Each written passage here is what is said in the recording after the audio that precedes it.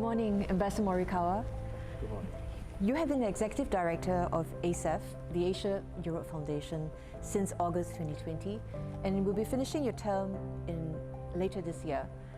Thank you so much for taking part in this interview to share with us your experience and your insights as the head of ASEF. So let's start where it all began. What was your first reaction when you heard that you would be assigned to ASEF? Where were you? When I was appointed by the BOG, I was in town and I attended online. And the BOG itself was held online because it was in the midst of the pandemic. The first feeling I had when I was appointed was a deep sense of the responsibility. Sense of responsibility to run an organization, more than 50 members from Asia and Europe. And the second feeling I have is, oh, I can go to Singapore, where everything is at its excellence and where we can enjoy really the diversity of the culture. And what was your experience in Singapore? Was it what you expected it to be? Your arrival in Singapore coincided with the COVID-19 pandemic. How did it affect your priorities and your plans for ASEF? When I came to Singapore, it was in the midst of the pandemic. I had to start my stay in Singapore by spending 2 weeks in a hotel for quarantine. There was a lot of challenge in the office. The first thing that I had to think is how to protect our staff from being affected by this pandemic. How to ensure the work of the organization during this pandemic. But I'm very grateful that our staff is very creative and efficient to elaborate the new way of the work. It was online meetings, online webinars. It is practically impossible to travel out of Singapore because of the restrictions that many or all the countries had to implement. We could manage continue our projects online. I found it was a wonderful innovation that I can see the people in Asia and Europe without traveling a lot. And second thing that I thought I can do is to spend more time for the internal organizational matters. So since its establishment, ASEF has been busy for doing the projects, and ED and DD had to travel all the time. In the time of the pandemic, I thought, oh, it's a time for ASEF to deal with internal matters, that to streamline and improve the process for more efficient and transparent work. I can say that we're not just waiting for the pandemic to end. We innovated our way of work, and then we prepared ourselves for the future. After COVID-19, ASEF was affected by another global challenge. These are the geopolitical tensions arising from the war between Russia and Ukraine. The ASEF process has been curtailed. How has it impacted on ASEF's activities, and how has ASEF coped with it? It really had a big impact on ASEF. ASEF was created by ASEM process, and ASEF has been doing the project and reporting to the ASEM process. ASEM process was on hold. This cycle of the assignment and reporting process was simply lost. What I saw to cope with it, what I saw is to sharpen our projects so that ASEF can continue to work with different international organizations. For example, our public health network project has started to work with WHO. And they are doing the co-projects in different countries, such as Indonesia, Thailand, and Kazakhstan. our education department is working with UNESCO for applying the AI in higher education and secondary education. And there are a number of other things. And we launched a discussion within the organization and with the governors. What should be done for ASEF? Different points were raised. That first, based on the limited resource, that we have to try to find a way to mobilize the external funding. Another point is that we should have some kind of the overview of the relationship between Asia and Europe. All these are points consolidated as a whole of the 3-year strategy. With this 3-year strategy, I believe that ASEF can contribute to enhance exchange between Asian and Europeans under the new reality coming from the geopolitical disruption.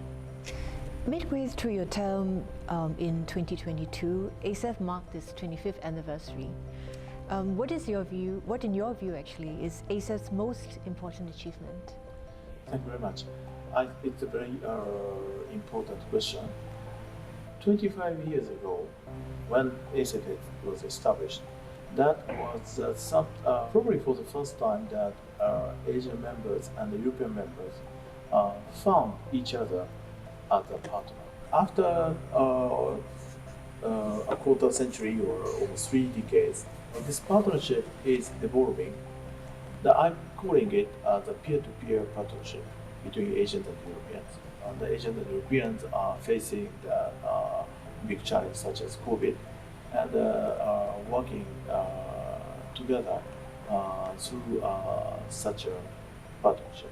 I felt that it is a great privilege for me to witness that Asians and Asian and European, sometimes young leaders, sometimes artists, sometimes experts in public health, are working really together for the betterment of the world.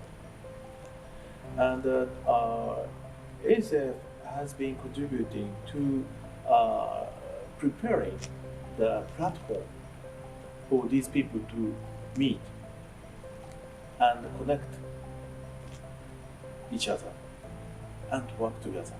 I think this is an achievement for ASEF. Well, the last 4 years have indeed been very eventful. What do you see as your main contributions to ASEF that you are particularly proud of? What I'm proud of in ASEF is that I enhanced the conditions for our wonderful colleagues to realize their potential in the project. Once again, introducing what I call rule management, that ASEF is now equipping a lot of elaborated internal rules and procedures that is allowing our staff to concentrate their time and energy to the project itself. We made the process more efficient, more transparent, more predictable. I'm very proud that it worked. Well, I think it's time to go on to a more personal level. I'd like to ask you, what have you enjoyed the most about working at ASEF and living in Singapore? Yeah, what I enjoy the most is that the work with our colleagues. Very exchange with our colleagues is very insightful. Our organization is very diverse organization as a composition. That the staff are coming from different countries, and even going through this, navigating through this work, that I enjoyed a lot the cultural diversity. It was really a privilege, and also to have the opportunity to live in Singapore is another privilege for me. Singapore is at excellence in everything. And really nice place to live in the greenery, and it's really a treasure. Yeah, it will continue to be treasure in my heart, even after I leave Singapore. Do you have any messages for the incoming Executive Director, Ambassador Beata Tortinska, and Deputy Executive Director, Mr. Zhang Lei? First, I'd like to congratulate Ambassador Beata Tortinska and Mr. Zhang Lei for being appointed as Executive Director and Deputy Executive Director. I wish both of them all the best in their work in ASEF. I'm sure they're going to work side by side together with ASEF team, and thus they will make ASEF run much higher. Well, Ambassador Morikawa, thank you very much for taking this time to join us for this interview. But before we end, we would like to convey farewell greetings with some of the ASEF governors.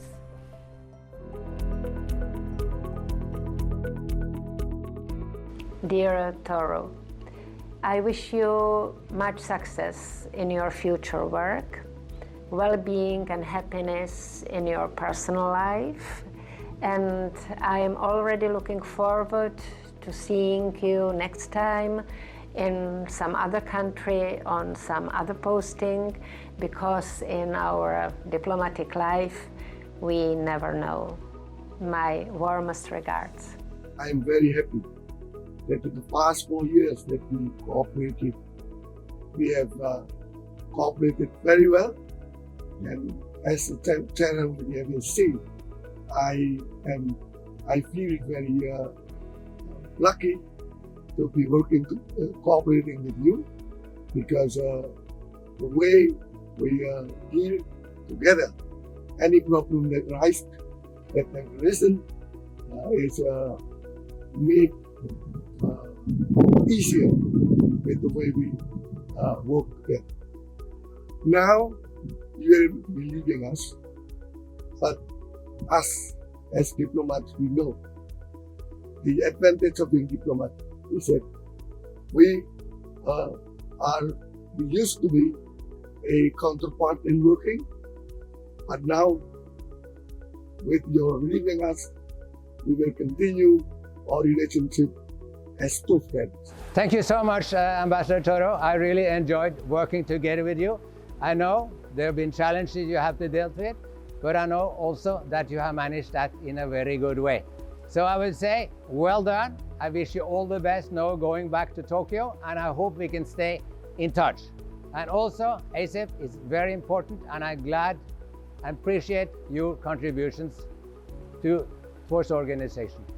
Well, Ambassador Toru has been a very nice leader. I think he's very friendly, he's very nice, he's very accommodating, and at the start of my term as a governor of the Philippines, he was very helpful in explaining to me a lot of things. Ambassador Toru Morikawa, dear friend Toru, it's been a pleasure to have worked with you these past 4 years. You came in at a critical time for ASEF, when our organization needed somebody to hold the organization together. And I think the last 4 years, you have contributed greatly to building a more cohesive, even though our motto is unity in diversity, you, I think, brought us closer to that belief. I wish you happy retirement from ASEF, and I hope your new position will be more enjoyable than this one you have been through. Ambassador Morikawa, it was a pleasure meeting you and having all these fruitful discussions, and I wish you all the best in your future, and I hope we'll see and meet again.